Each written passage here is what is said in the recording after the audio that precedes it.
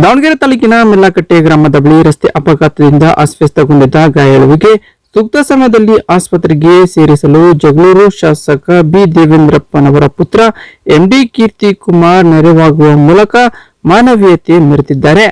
ಹೌದು, ದಾವಣಗೆರೆ ಕಡೆಯಿಂದ ಜಗಳೂರು ಪಟ್ಟಣಕ್ಕೆ ಕಾರಿನಲ್ಲಿ ಎಂಬಿ ಕೀರ್ತಿ ಕುಮಾರ್ ತೆರಳುತ್ತಿದ್ದ ವೇಳೆ ಮೆಲ್ಲಕಟ್ಟೆ ಗ್ರಾಮದ ಬಳಿ ರಸ್ತೆ ಅಪಘಾತ ಸಂಭವಿಸಿದೆ.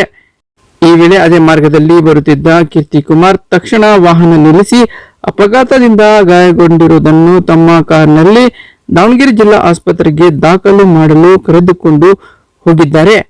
ಬಳಿಕ ಆಂಬ್ಯುಲೆನ್ಸ್ ಬಂದ ಹಿನ್ನೆಲೆ ಗಾಯಾಳುವನ್ನು ಆಂಬ್ಯುಲೆನ್ಸ್ ಮೂಲಕ ಜಿಲ್ಲಾ ಆಸ್ಪತ್ರೆಗೆ ಕರೆದುಕೊಂಡು ಹೋಗಿ ದಾಖಲು ಮಾಡಿ ಚಿಕಿತ್ಸೆ ನೀಡಲಾಗಿದೆ.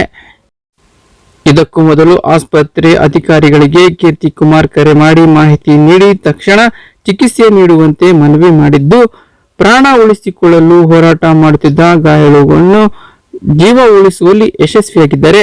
ಶಾಸಕರ ಪುತ್ರ ಕೀರ್ತಿ ಕುಮಾರ್ ಮಾಡಿರುವ ಕಾರ್ಯಕ್ಕೆ ಸಾರ್ವಜನಿಕರು ಸಹ ಮೆಚ್ಚುಗೆ ವ್ಯಕ್ತಪಡಿಸಿದ್ದಾರೆ.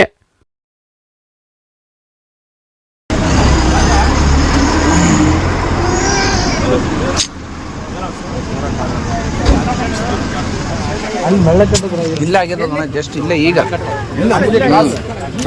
ಅಲ್ಲ ಬಿಟ್ಮೇಲೆ ಕಾಲ ಮುರಿದೋಗ್ರ